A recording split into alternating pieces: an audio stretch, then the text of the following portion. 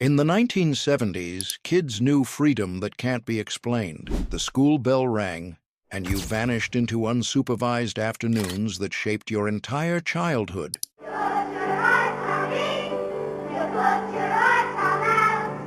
These 30 things kids did after school might sound reckless today, but they taught risk, independence, and consequence that's been erased forever. Let's rediscover things 70s kids did after school that have disappeared. The doors burst open and kids scatter in every direction. Some pile into station wagons, some wait for the bus, but most just start walking. 6 blocks, 8 blocks, a mile, however far home is. There's no parent waiting at the curb, no carpool coordination, no group text confirming pickup, just kids walking home through neighborhoods they know by heart, past houses where dogs bark behind fences, past corner stores where teenagers loiter, past empty lots and shortcuts through alleys nobody's parents know about. The walk takes 15 minutes, maybe 20. Nobody's timing it. Nobody's tracking it. The only rule is be home before dinner. Figure out the rest yourself. That walk home meant independence, real independence, not the supervised kind, not the text me when you get there kind, the kind where an 8-year-old navigates a neighborhood alone, makes decisions about which route to take, handles whatever comes up, and arrives home having proven something quiet to themselves, that they can be trusted with their own survival. By 1995, that walk became criminal neglect. Parents got reported. Schools required signed authorization for dismissal. Walking home alone meant child services and local news stories about free-range parenting gone wrong. The backpack hits the floor inside the front door. Mom's voice from somewhere in the house. "Where are you going?" Already halfway back outside. "Just playing." The door slams. Gone. No explanation needed. No itinerary required. No "who will you be with?" or "what will you be doing?" or "text me every hour." Just one rule, spoken like a law of physics. Be home when the streetlights come on. That's the deal. The invisible curfew. Every kid knows it. Every parent enforces it. The streetlights flicker on around 8:30 p.m. in summer, earlier in winter. When that sodium glow starts humming, the game stops.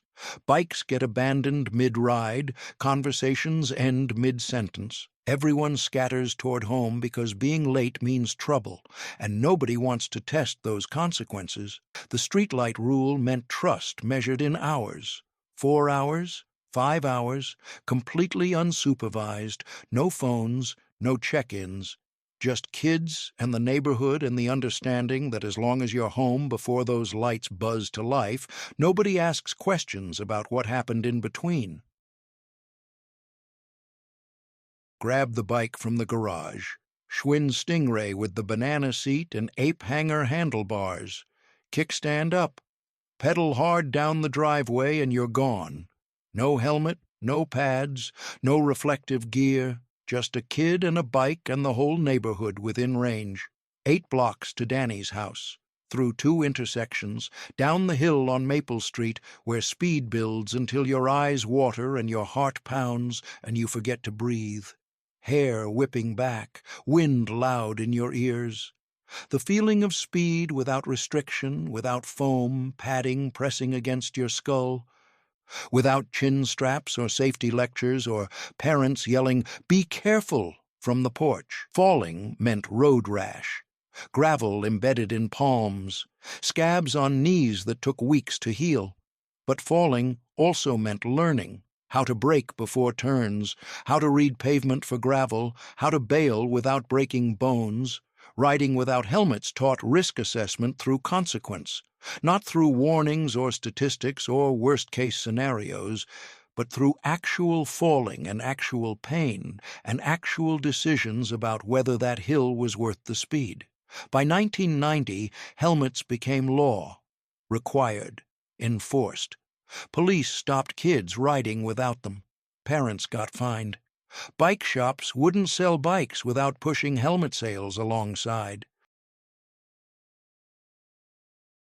The construction site sits at the end of the street. Half-finished houses, stacks of lumber, piles of concrete blocks. Chain-link fence around the perimeter with a gap in the back corner where the posts don't quite meet.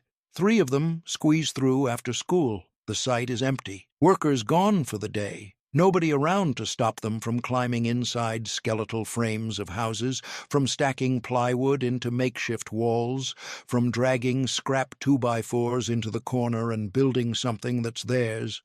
Takes them 3 afternoons to finish. 4 walls, a roof of sheet metal, furnished with milk crates, and a piece of carpet someone's parents threw out. Hot afternoon, playing outside for hours. Thirsty.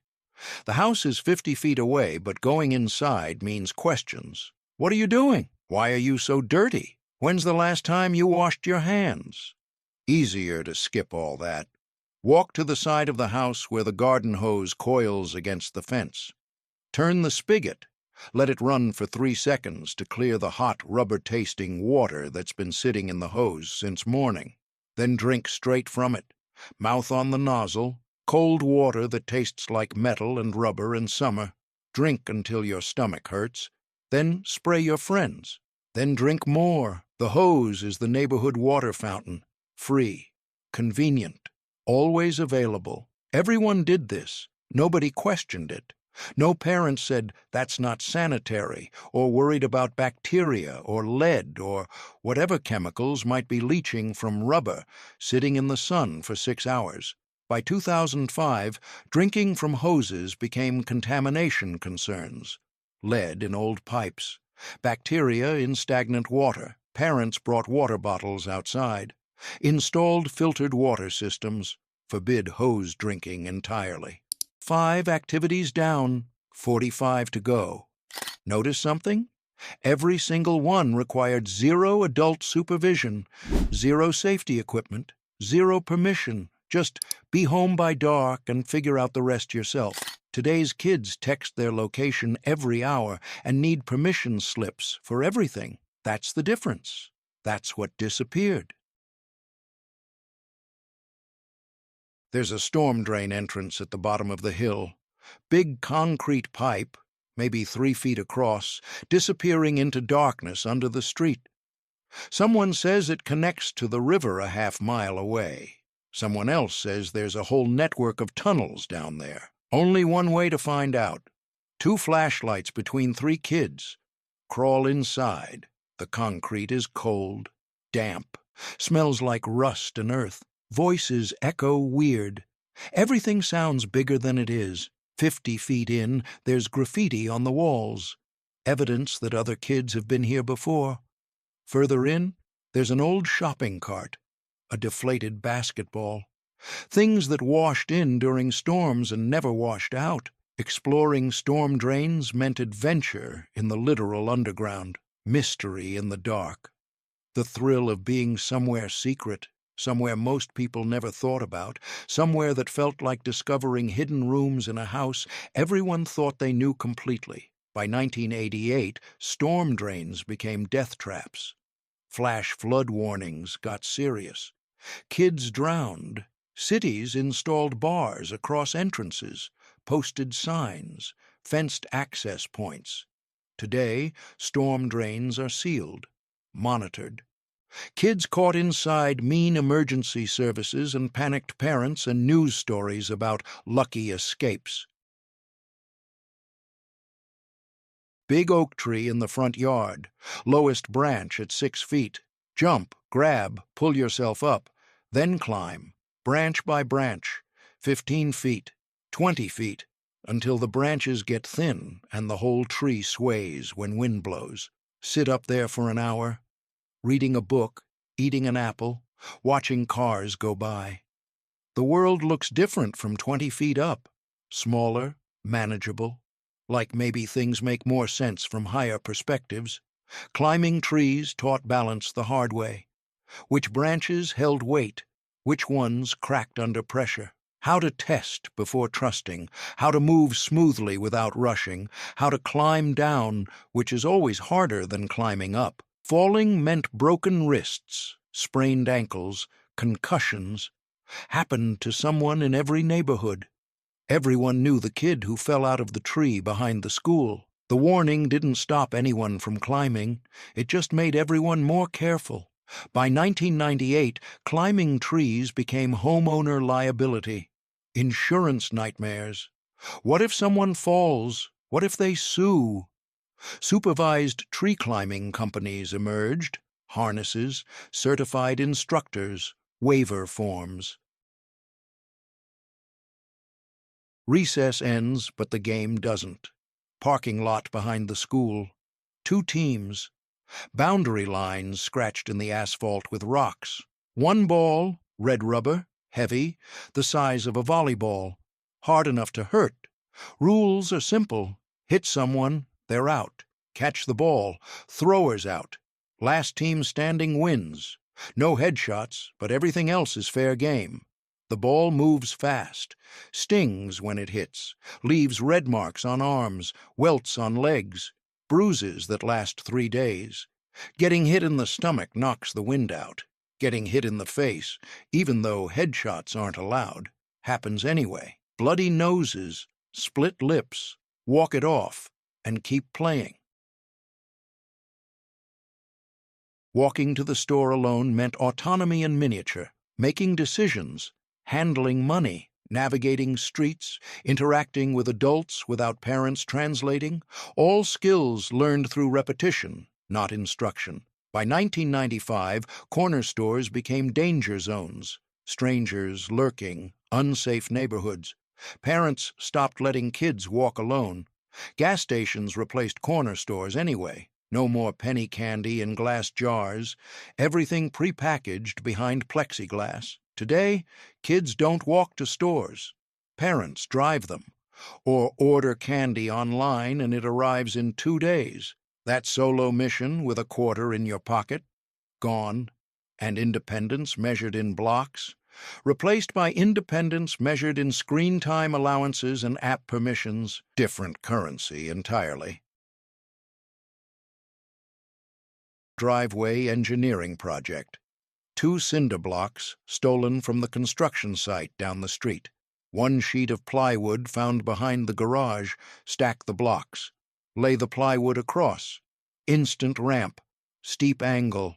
Questionable stability. Back the bike up to the end of the driveway. Pedal hard. Hit the ramp at full speed. Front wheel lifts. Whole bike leaves the ground. For 1 second, flight. Then gravity. Landing hard. Sometimes the bike holds together. Sometimes the front wheel bends. Sometimes bones break. Crashed landings meant learning. Too much speed equaled too much air. Too little speed meant the front wheel catching the edge. The right speed came from experimentation, not calculation. Physics learned through failure, not formulas. Building bike ramps taught trajectory without textbooks. Velocity without equations, airtime measured in heartbeats and adrenaline, not mathematics. Every jump refined understanding, every crash taught limits. By 1992, bike ramps became lawsuit territory. Parents forbid them, neighbors complained about liability. Skate parks emerged instead, engineered, insured, supervised, foam pits for landing. Today, kids don't build backyard ramps from cinder blocks and hope. They go to facilities with waivers and monthly memberships. That homemade launch pad in the driveway, dismantled by parents who got nervous about emergency room bills. Saturday afternoon, goal lines marked with rocks at each end. No pads, no helmets, no mouthguards. Just a football and asphalt and 8 kids who showed up. Full contact, real tackles, hit the pavement hard, elbows scraping concrete, shoulders slamming into bodies. The game stops only when cars need through. Someone yells, "Car!" Everyone moves to the curb. Car passes. Game resumes exactly where it stopped. Getting tackled on asphalt taught falling differently than grass. Taught protecting yourself on impact, taught how much punishment your body could absorb before something important broke. Skinned knees and elbows were guaranteed, jammed fingers common. Deep bruises that turned purple and yellow and took weeks to fade. Street football meant toughness through repetition, brotherhood through shared pain. Nobody quit because it hurt. Quitting meant weakness, meant you couldn't handle it. Better to play through blood and bruises than face that judgment. By 1990, street football became concussion concerns, liability nightmares. Parents stopped allowing it. Organized leagues replaced street games. Referees, insurance policies, certified coaches teaching proper tackling technique. Today, kids don't play street football. They play flag football in leagues with background-checked coaches and mandatory parent meetings. That full-contact asphalt war zone? Shut down. And toughness became something you couldn't teach anymore because teaching it looked too much like child endangerment. Dad's going to the hardware store. 2 friends are over. All 3 climb into the truck bed without asking. No discussion, no seat belts, no restraints. Just sit on the wheel wells and hold on. Highway driving, 50 miles per hour, wind whipping hard enough to make eyes water, hair going everywhere. Hold tight when the truck turns. Brace when it hits bumps. Crouch low when wind gets too strong. 15 miles there and back. The world rushing past with nothing between skin and asphalt except speed and trust. The feeling of exposure, of flying while grounded, of being part of the landscape instead of sealed away from it behind glass and metal. Riding in truck beds taught physics through sensation, centrifugal force on turns, momentum on stops, wind resistance at speed, lessons absorbed through the body. Not explained by teachers. By 1990, riding in truck beds became illegal. Safety hazards, citations issued, laws passed with real teeth, fines for drivers, charges for parents. Old factory at the edge of town, windows broken, door hanging off hinges, no fence, no security, no signs saying, "Keep out." Or if there were signs, nobody paid attention. Slip through the door. Inside is darkness and dust and the smell of decay. Rusted machinery sits frozen mid-operation. Office furniture scattered. Filing cabinets tipped over with papers spilling out. Graffiti covering walls. Evidence that others have been here. That this place belongs to anyone brave enough to enter. Walk through 3 floors. Find old punch clocks. Time cards from 1968. Someone's lunchbox still sitting on a desk. History abandoned mid-sentence. Frozen in whatever moment the last worker walked out and never came back. Exploring abandoned buildings meant touching history directly. Reading documents left behind. Seeing how people worked before computers, before automation. Imagining the noise this place once held, now replaced by silence and pigeons. By 1987, abandoned buildings got locked down, boarded, secured. Liability concerns crushed access. BB gun leaning against the garage, Daisy Red Ryder. Pump it 15 times until it won't pump anymore. Set up soup cans on the back fence, 50 feet away, perfect distance. Alone in the backyard, no adults watching, no safety lecture, no supervision. Just a kid learning to aim. Line up the sight. Breathe steady. Squeeze the trigger, don't pull. The BB pings off metal when it hits. Satisfying sound. Miss completely and it disappears into the neighbor's yard somewhere.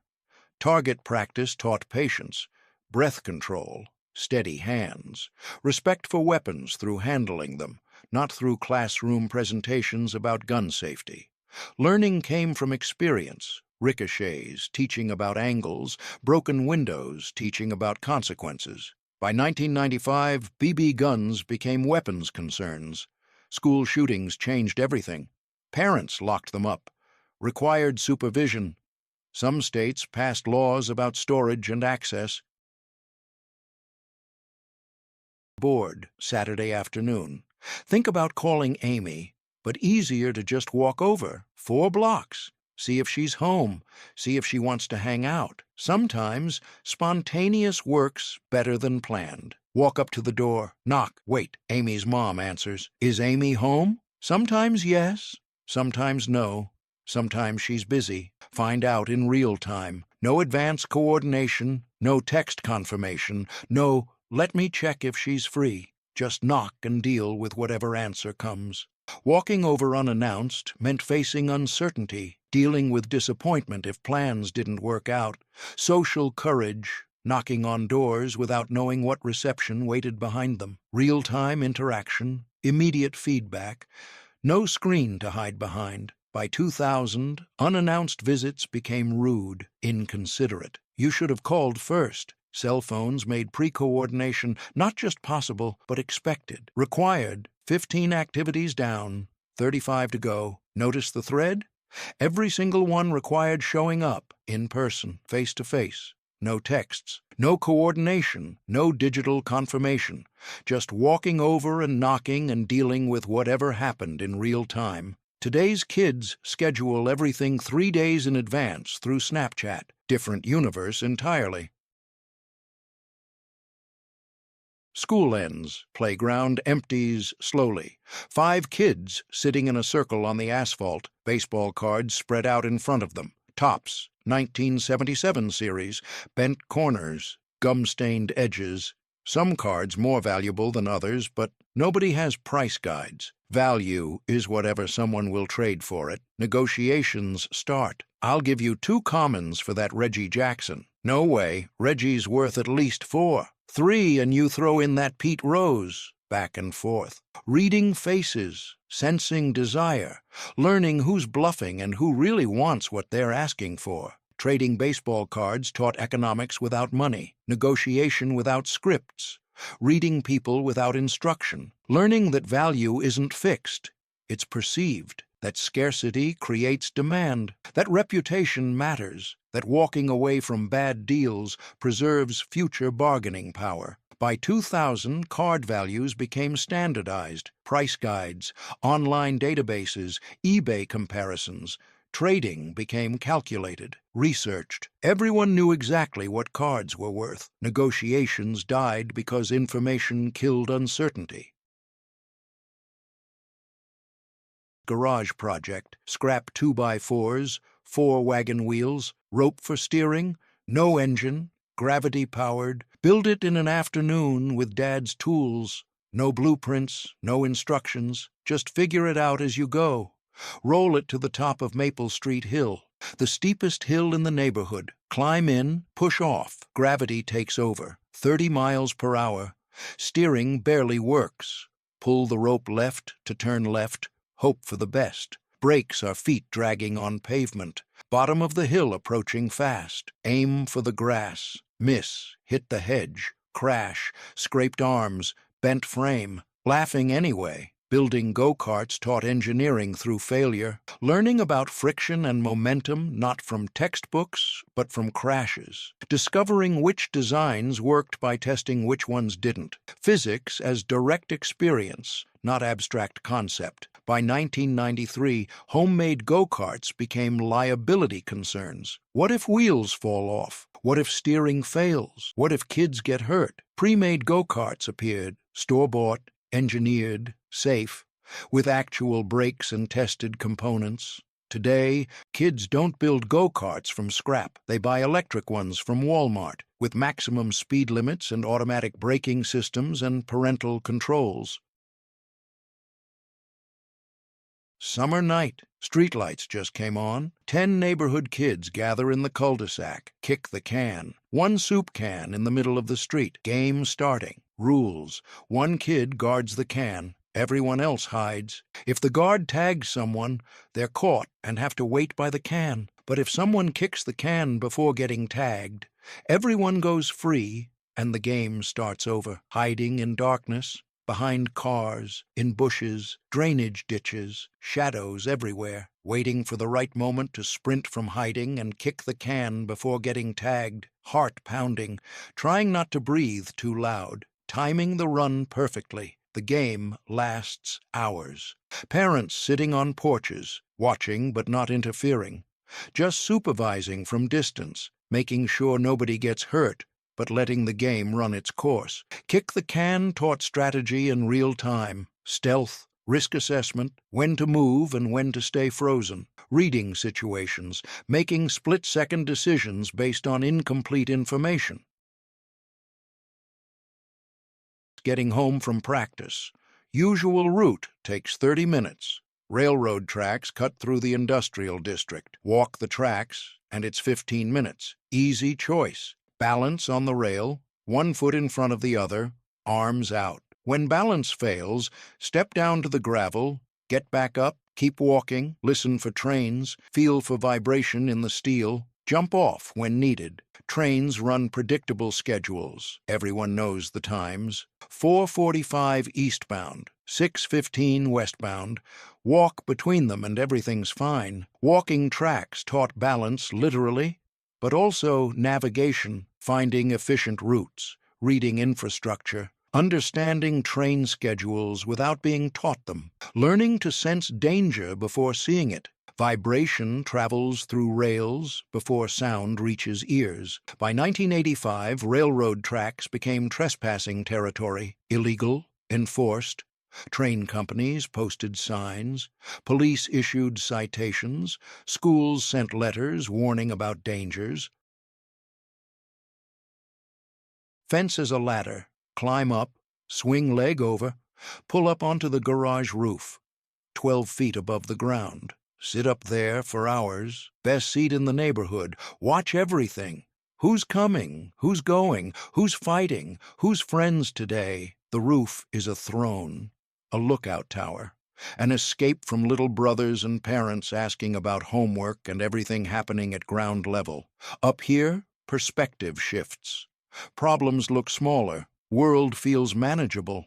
Climbing garage roofs taught height and balance. Learning which shingles had grip, how rain made surfaces slippery, where weak spots might give way, understanding that falling from 12 feet meant broken bones, respecting height through proximity to consequences. By 1990, climbing roofs became injury lawsuits waiting to happen. Parents forbid it. Neighbors complained about liability. What if they fall and sue? Creek behind the school. After classes end, nobody goes straight home. Head to the water instead. Wade in barefoot, water cold and murky, mud squishing between toes, dozens of tadpoles swimming near the rocks, dark little commas wiggling through shallow water, cup hands underwater. Stay still. Wait for them to swim close. Scoop fast. 3 tadpoles caught. Dump them in a mason jar half filled with creek water. Poke holes in the metal lid. Take them home. Keep the jar in the garage. Feed them lettuce scraps. Watch them grow legs over weeks. Watch tails shrink. Watch metamorphosis happen in real time on a shelf between paint cans and garden tools. Catching tadpoles meant biology without textbooks. Life cycles observed firsthand, learning that transformation takes time, that not all tadpoles survive to become frogs, that death is part of nature, not something sanitized and hidden. Summer morning, 10 o'clock. Pool opens at 11. Grab the bike. Towel rolled up in the basket. Dollar in pocket for admission. 2 miles to the public pool. No parent driving. No supervision. Just navigate there alone. Know the route by heart. Down Maple to 5th. Left on 5th to the highway. Careful crossing the highway. Traffic moves fast there.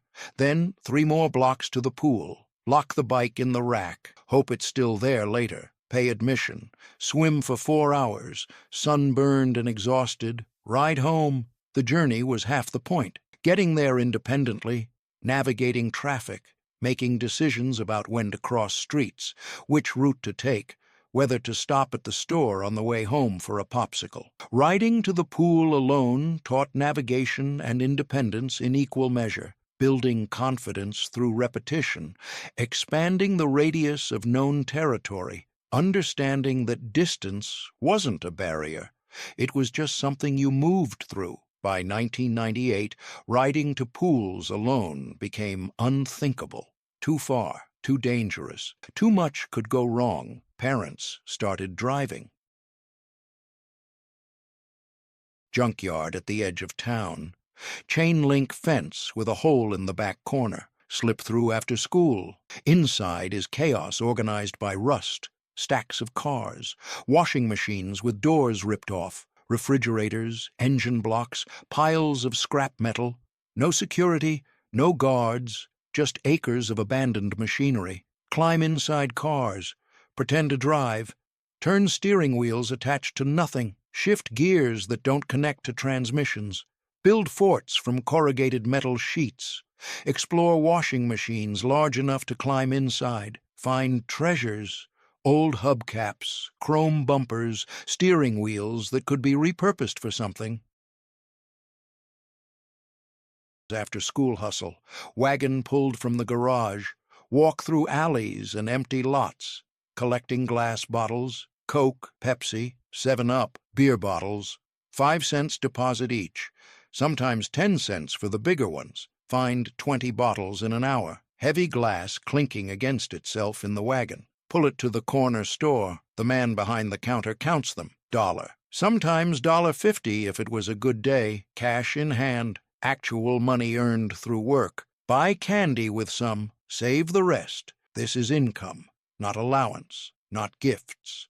Money earned through effort and knowledge, knowing which alleys had bottles, which days were best after parties, where people dumped empties. Collecting bottles taught entrepreneurship at its most basic. Supply and demand, route optimization, customer service, work ethic, all learned through walking and searching and hauling glass. Woods behind the neighborhood. Big oak tree with branches that fork perfectly 20 feet up. Scrap lumber stolen from construction sites. Nails borrowed from Dad's garage. Hammer that nobody knows is missing yet. 3 kids, 3 days. Build a treehouse. No blueprints. No adult supervision. No engineering advice. Just trial and error and determination. Floor goes up first. Walls next. Crooked, but standing. Roof last. Leaks when it rains, but provides some shelter. The treehouse is theirs. Secret headquarters. Kingdom in the canopy. Private space where adults can't reach, where rules are different because jurisdiction ends at ground level. Building tree houses taught engineering through immediate feedback. Floor that breaks teaches load bearing. Walls that collapse teach structural integrity. Rain coming through gaps teaches weatherproofing. Every failure is a lesson. Every fix is an improvement. By 1992, tree houses became liability concerns. Permits required in some areas. Inspections, insurance implications. Parents hired professionals or forbid them entirely. Late night, weekend, rural highway. 16 years old with a driver's license and terrible judgment. Passenger window down, baseball bat. Friend driving slow, 20 miles per hour. Cruising past mailboxes on posts, swing at the aluminum ones. They crumple satisfying. Crack, dent. Sometimes the whole mailbox flies off the post. Speed away laughing, drive to the next road. Do it again. Mailbox baseball was vandalism, illegal, dangerous, stupid. And every rural teenager did it at least once. Part rebellion, part adrenaline, part just because it was there and boredom demanded destruction. It taught nothing valuable except that consequences sometimes don't arrive immediately, that getting away with something once doesn't mean getting away with it forever. Swimming hole, hot summer afternoon, rope swing hanging from oak tree branch stretching over the river, 20 feet above brown water, can't see the bottom, could be rocks, logs, debris. Nobody knows. Nobody cares enough not to jump. Grab the rope. Back up. Run. Swing out over the water. At the highest point, let go. Drop. Feet hit water first. Sink deep. Push up. Surface laughing. Swim to shore. Climb the bank. Do it again. Every kid takes turns. Some hesitate at the top. Some let go too early and belly flop. Some hold on too long and swing back into the bank. Learning happens through trial and error and occasionally through pain. Rope swings taught commitment. Hesitation meant bad drops. Awkward entries, water slapping hard. Either commit fully or don't jump. No halfway. By 1995, rope swings became liability nightmares. Drownings, broken necks, paralysis from hidden debris. Landowners cut them down, posted "no swimming" signs. Front yard, Saturday morning, card table from the garage, hand-painted sign on cardboard, lemonade, 10C, pitcher made with powder, sugar, water, ice from the freezer, stack of paper cups, set up at 11, hot day, good lemonade weather, first customer at 11:30, how much? 10 cents, hand over the dime, pour the cup, thank you, make $2 by 3 o'clock. 4th of July, after dark. Driveway full of fireworks bought from the tent at the grocery store parking lot. Bottle rockets, Roman candles, firecrackers, M80s, sparklers. No parents watching, just kids and explosives and matches. Light the fuse. Run. Watch it explode. Laugh when someone gets too close. Light another. Bottle rockets launched from bottles aimed at the sky, sometimes at each other. Roman candles held in hands shooting fireballs. Firecrackers thrown into the street. M80s loud enough to set off car alarms. Getting burned by sparklers taught about heat transfer better than any science lesson. Watching fuses burn taught about timing. Failed launches taught about angle and stability. Playing with fireworks meant danger accepted as part of celebration. Burns happened. Fingers got singed. Clothes caught sparks.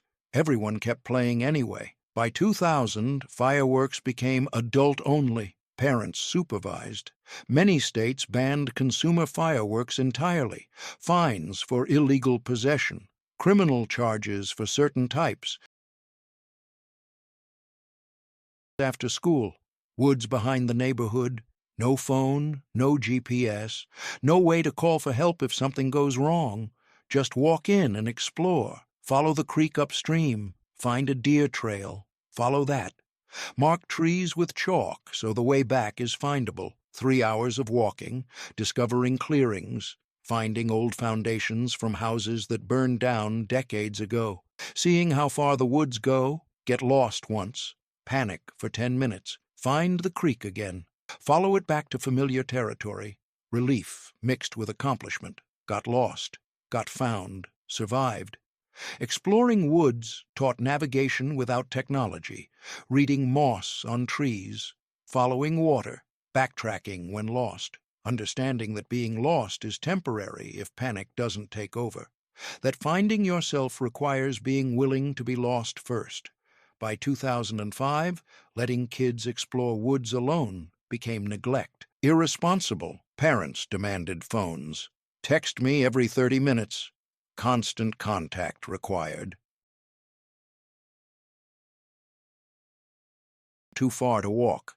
Bikes broken. No other way to get there. Stand on the highway shoulder. Stick thumb out. Wait. Third car stops. Middle-aged guy heading toward town. Where you going? Friend's house on Elm Street. Hop in. Small talk about school. About the weather. 5 minutes later, dropped off. Thanks. No problem. Hitchhiking short distances was normal. Adults picked up teenagers regularly. Nobody assumed murder. Nobody feared kidnapping.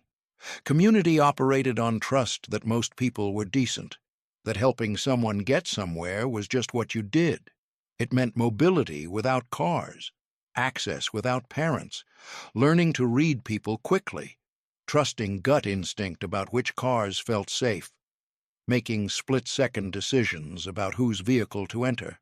Most rides were uneventful, brief conversations, dropped off at destination, appreciation expressed, done for no reason. Saturday morning, bored, grab shovels from the garage, start digging. Goal, dig the deepest hole possible. No purpose beyond that. No plan, just dig. 6 hours later, the hole is 4 feet deep, 3 feet wide, dirt piled beside it, blisters on hands, backs sore, muscles exhausted. The hole sits there in the middle of the yard like a monument to effort without objective. Parents don't stop it. They're busy. They're outside. Let them dig. The hole stays for 2 months. Eventually, Dad fills it in with the same dirt that came out.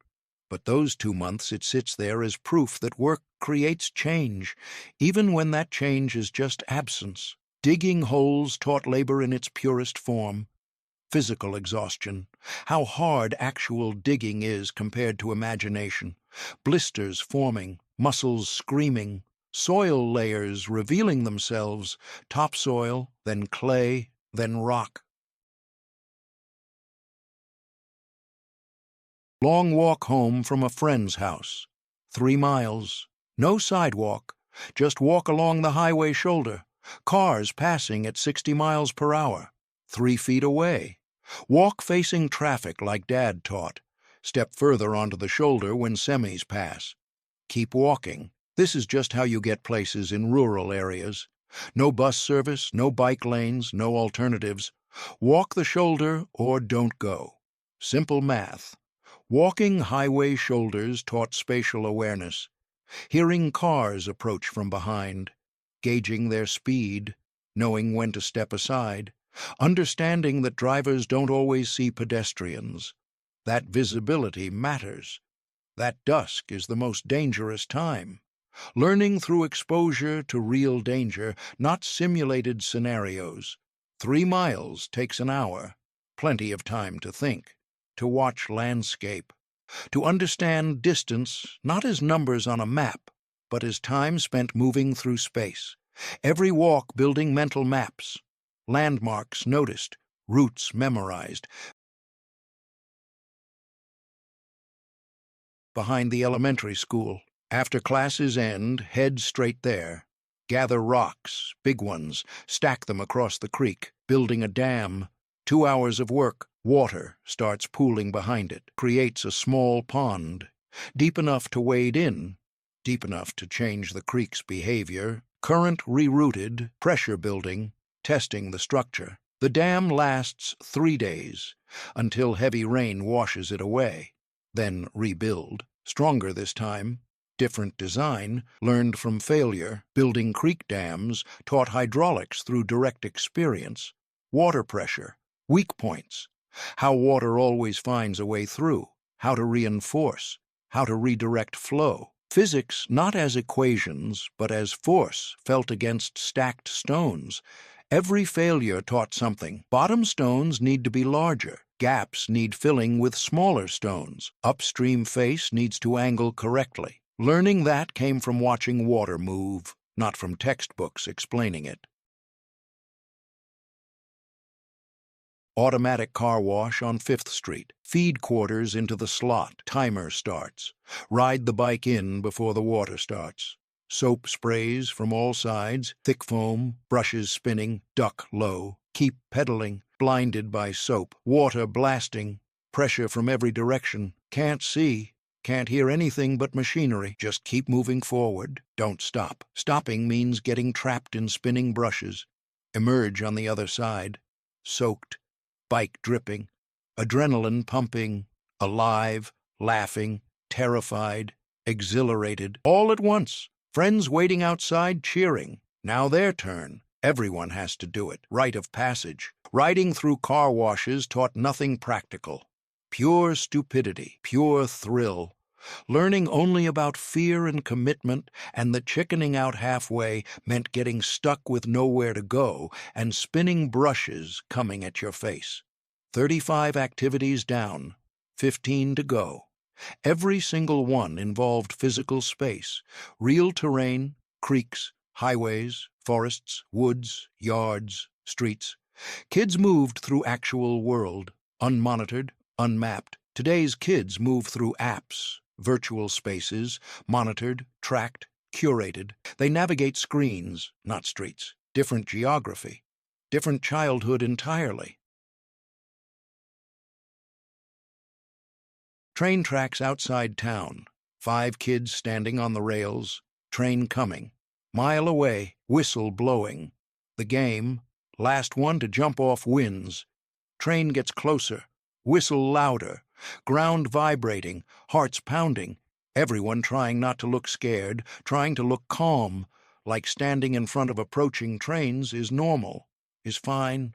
One kid jumps off, then another, then another. 2 left. Train closer now. Very close. Massive. Metal screaming toward them. Every instinct screaming, run. Last kid jumps. 5 seconds later, the train passes. Wind whipping, horn blasting. Conductor furious. Winner gets bragging rights for a week. Loser gets mocked for jumping first. Playing chicken on train tracks was insane, deadly, stupid beyond comprehension. And teenagers did it anyway because testing limits meant finding edges, and finding edges meant going too far. And sometimes too far meant train tracks. It taught nothing valuable except physics of momentum and psychology of peer pressure, how sound travels, how vibrations precede arrival. Manhole cover in the alley, heavy, takes 2 kids to lift it, slide it aside, peer down into darkness. Ladder disappearing into black.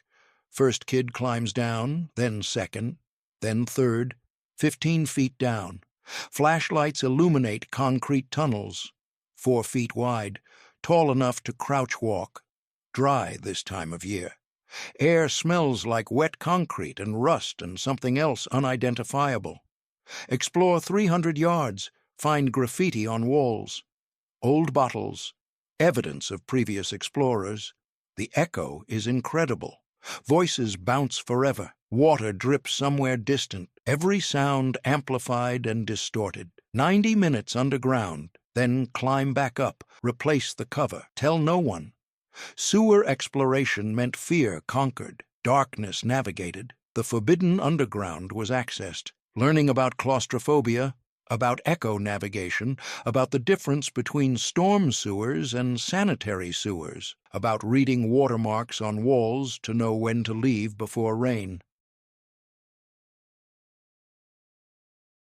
Stop sign 50 feet away, surgical tubing pulled tight, rock in the leather pouch, aim, release, ping, direct hit, dent in the metal.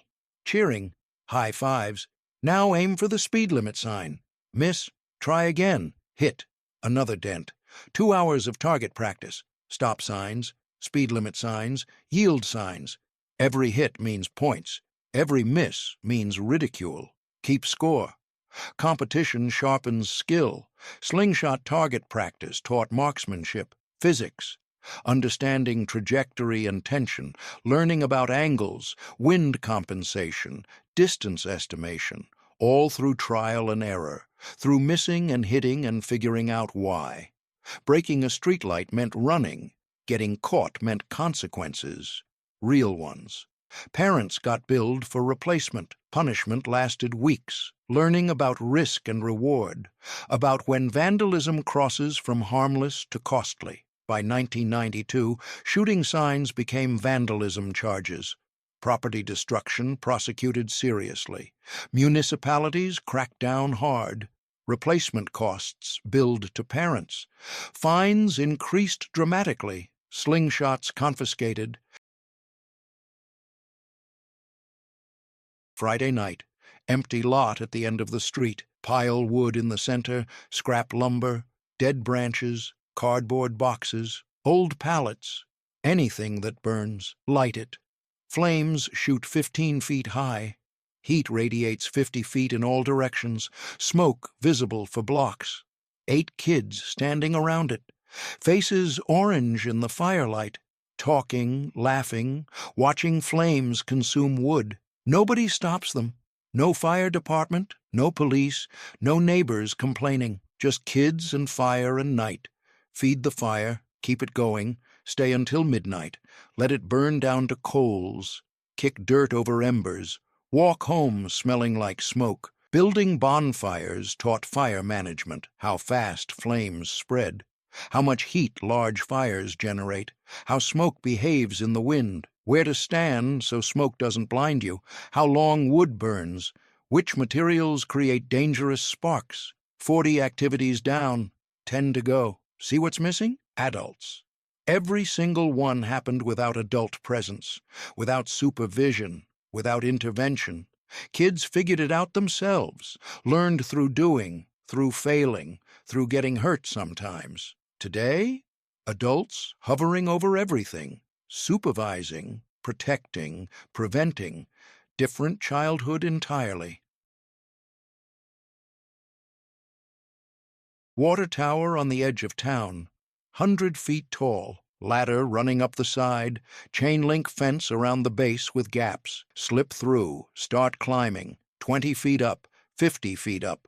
Don't look down.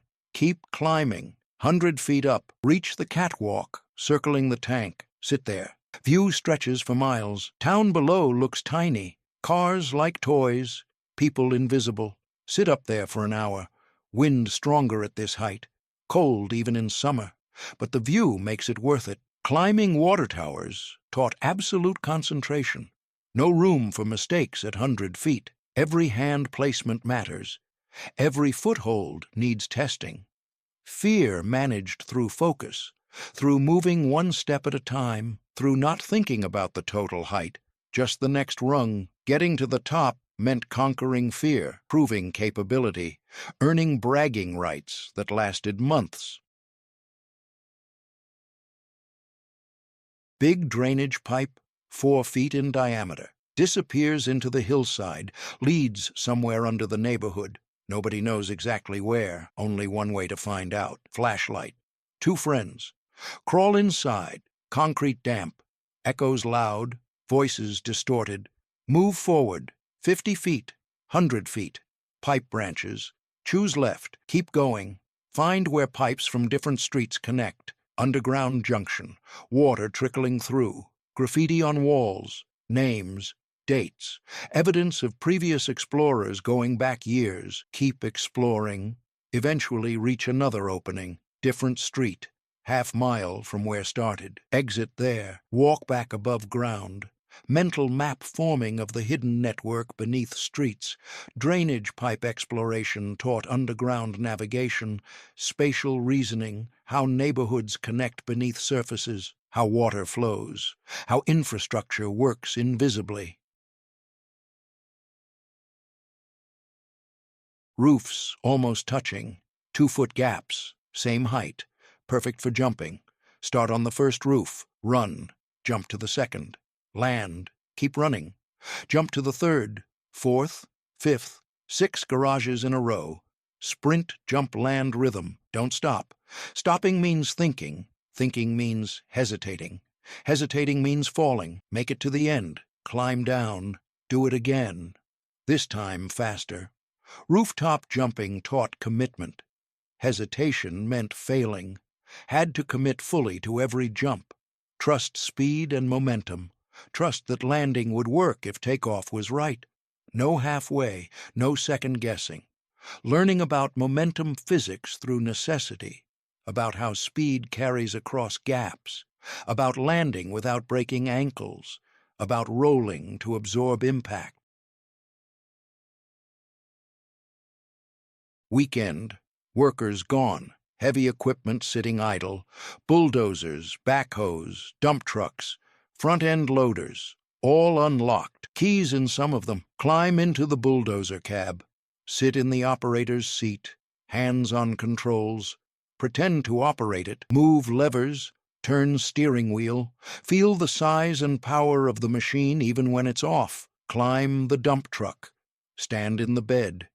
Jump down into the massive tires. They're taller than you are. Climb on the backhoe. sit in the bucket, get lifted by friends moving the hydraulics manually, playing on construction equipment taught scale. How large industrial machinery is compared to humans, how powerful, how dangerous. Learning respect for equipment through proximity, through touching controls, through seeing the size of components. Drainage ditch running alongside the road, water a foot deep, muddy bottom, crawfish hide under rocks and in mud, wade in barefoot, lift rocks slowly, crawfish dart backward, grab fast, pinch fingers, hurts, don't let go, caught one, drop it in bucket, find another, spend hours collecting crawfish, bring bucket home, keep them in a plastic pool in the backyard, watch them fight. Watch them eat. Eventually release them back in the ditch. Catching crawfish taught patience, slow movements, quick reactions, reading water for hiding spots, accepting pain from pinches as part of the process, understanding aquatic life through direct contact, learning that crawfish walk backward, that they're aggressive, that they'll eat anything, all learned through observation and interaction. Bike's brakes broken. Don't tell parents. Ride it anyway. Big hill on Maple Street. Steep, long, perfect. Push off at the top. Pedal hard to build speed. Then coast. Faster, faster. Wind screaming, eyes watering. No way to stop. Just let gravity and momentum carry. Speed building until the world blurs. Bottom of the hill approaching. Turn left hard. Lean into it. Almost fall. Recover, slow down gradually on flat ground, roll to a stop eventually. Heart pounding, adrenaline flooding, alive. Riding with no brakes taught commitment. Once started, couldn't stop, had to see it through. Had to navigate without the safety of braking. Made every decision matter more. Every turn critical. Every obstacle crucial. Abandoned rail yard at the edge of town, old train cars sitting on rusty tracks, freight cars, box cars, passenger cars, all empty, all forgotten, all accessible. Climb inside, graffiti covering walls, broken windows, floors rotting, evidence of homeless people sleeping here, evidence of previous explorers, time capsules of decay, walk through passenger cars, seats ripped out, luggage racks dangling, imagining what these cars looked like full of people traveling somewhere, now sitting empty, forgotten, exploring abandoned trains taught history through decay, seeing how things fall apart when nobody maintains them, how rust spreads, how wood rots, how nature reclaims human creations, understanding that everything built eventually falls apart. Abandoned quarry filled with water, deep water. Nobody knows how deep. Could be 30 feet, could be 100. Only way to know is dive and find out. Jump off the rocks. 15 feet into cold water, dark green. Can't see bottom. Swim to shore. Climb rocks. Jump again. Quarries were swimming holes where official pools didn't exist. Free, unsupervised, dangerous, perfect. Water always cold, even in summer, fed by groundwater, sometimes trash at the bottom, sometimes old equipment, sometimes things nobody wanted to think about. Didn't matter. Water was water, swimming was swimming. Quarry swimming taught risk assessment through survival, learning where rocks were below surface, where drop-offs existed, how cold water affected bodies, where currents were strong, all through experience, through near misses, through hearing stories of who drowned where. First heavy snow, school canceled, neighborhood kids gather, 2 teams, build snow forts, tall walls, packed tight, ammunition stockpiled, hundreds of snowballs made and stacked, ready for battle. War starts, snowballs flying, direct hits, face shots, body shots. Getting nailed hurts, especially when snowballs have ice in the center. Eyes water, cheeks burn. Keep throwing. 50 activities. Gone. Every single one. Not because they were bad, not because they didn't work, but because we stopped trusting. Stop trusting kids to handle themselves. Stop trusting neighborhoods to be safe. Stop trusting that most people are decent. Stop trusting that lessons learned through pain stick better than lessons learned through lectures. Somewhere between 1975 and 2005, fear won, liability won, worst-case thinking won, and childhood lost. Today's kids are safer, statistically safer, fewer injuries, fewer drownings, fewer deaths. The numbers are clear. Protection worked.